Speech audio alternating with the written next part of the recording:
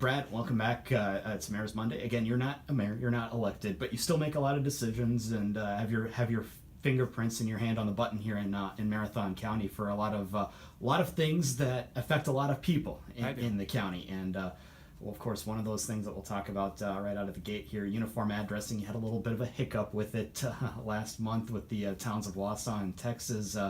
Everything straightened out, everything moving forward as planned as much as it can be right now? I think we're going forward. I mean, everything's going forward. It's we've had a couple of bumps in the road, but we continue to go forward. They got the Rib Mountain issue out there, but we weren't really planning on doing Rib Mountain this year anyway. So we still anticipate completing the uniform addressing for all the areas we're covering in the county by the end of this calendar year.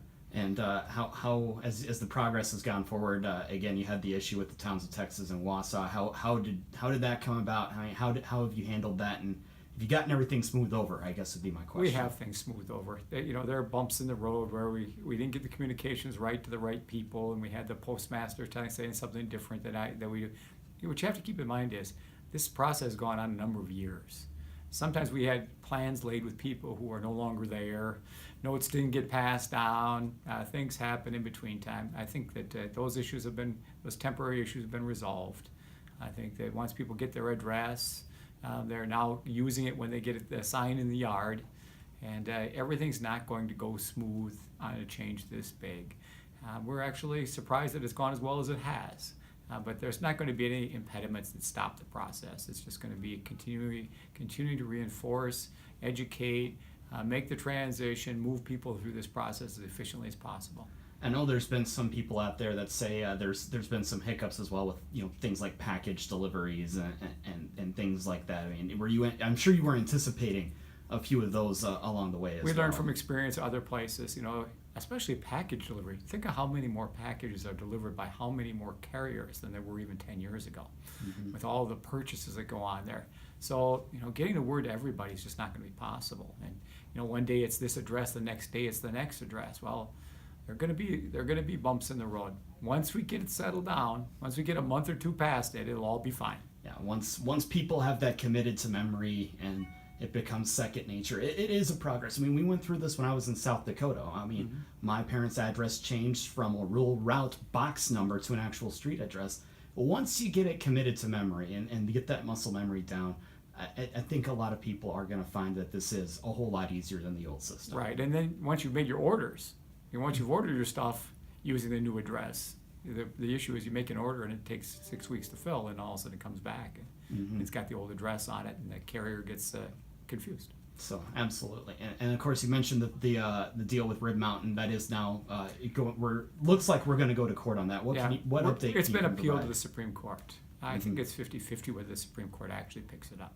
So I'm not either encouraged or discouraged that they will. If they don't pick it up, then the decision is final, and we have to not exclude. We don't have to exclude Rib Mountain.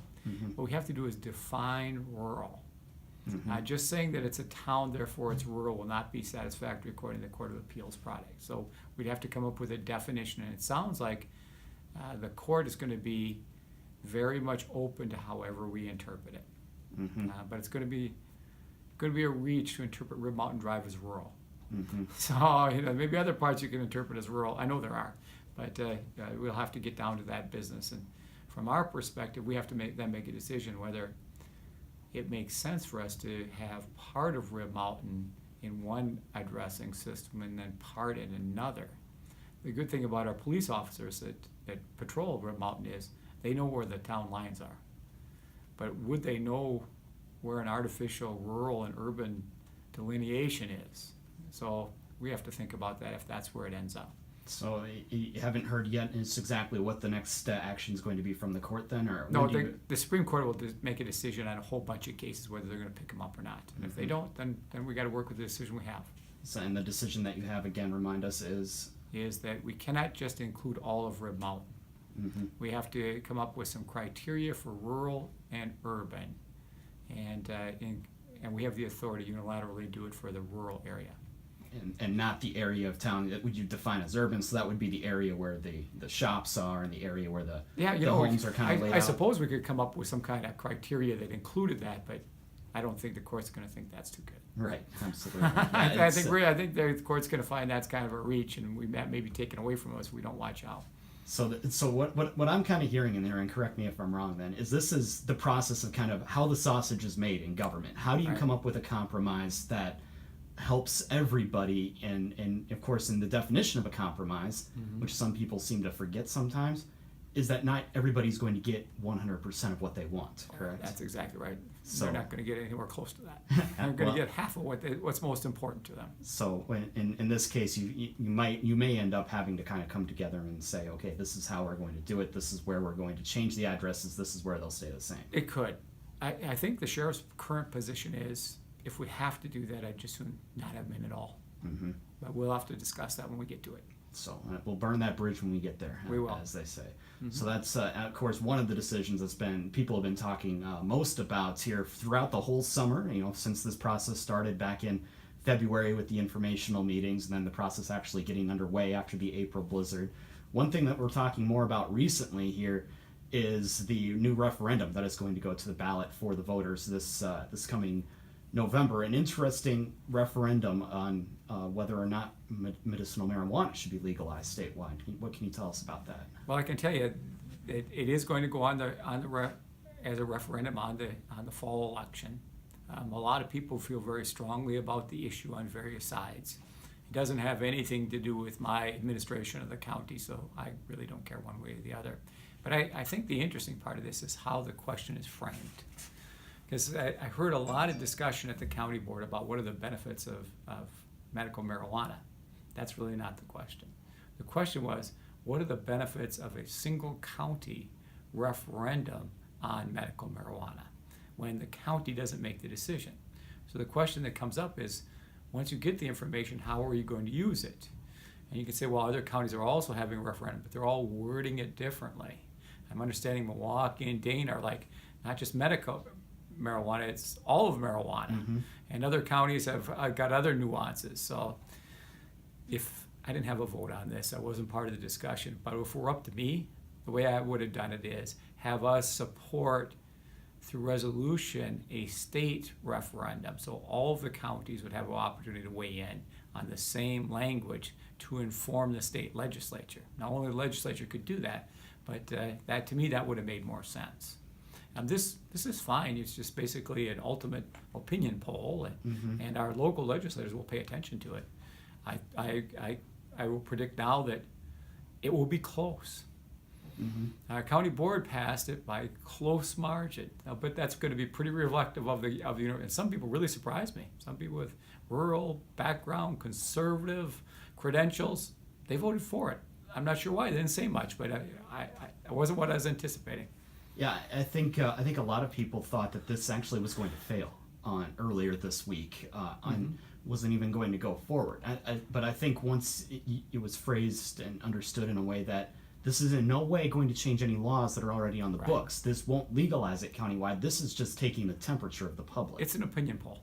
So I think, one other thing, though, that was brought up was, does the county have a place in something like this? I mean, you just said, well, it's nothing that's going to affect my job. No. So where is Marathon County's place then? Well, their place is really just notifying our local legislators what the will of the people are. But our legislators a lot of them represent more than just Marathon County. So I'm not sure how helpful that information will be to them. But if it was overwhelming one way or the other, it'd be helpful. But I'm predicting it's going to be 55-45 one way or the other. So then I'm not sure what they're going to do with it when they get it. Right, and then from here it goes on to the state legislators, and maybe nothing. Maybe nothing happens. Maybe something happens. Yeah. It definitely will be interesting just to, and nothing else, take the temperature of the public and see just exactly how the opinions on this are changing, because they're not what they were 15, 20 years ago. Right, and if you take a long view of this, if you look the next 5 to 10 years, marijuana in some form is going to be legal here in Wisconsin. It doesn't work as a country to have some states have it be legal and other states not legal. Some, generally, you don't really have borders. I mean, you can't have borders, but you don't have, people drive across them unimpeded. I just can't see that having a state-by-state law makes sense. I realize that those states may even be in violation of federal law, but obviously neither the Obama or Trump administration are interested in enforcing any of that.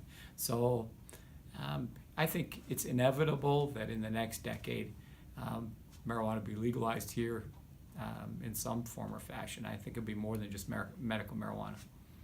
One more thing we'll update on before we let you go here. Sure. Talking about the county-run health facilities, North Central and Mountain View Care Centers. Obviously, those projects have kind of pushed across the finish line. Tell us give us an update on Right where we now, are we're with those. selecting architects.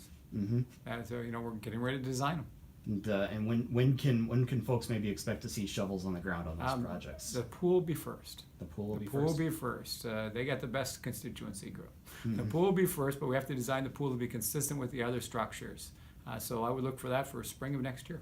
All right. Well, anything else that the folks should know about then before we let you go? No, I this think week? that's it for now. All right. Well, Brad, we always appreciate the time, and again, we appreciate the service as well. Well, thank you. Take care.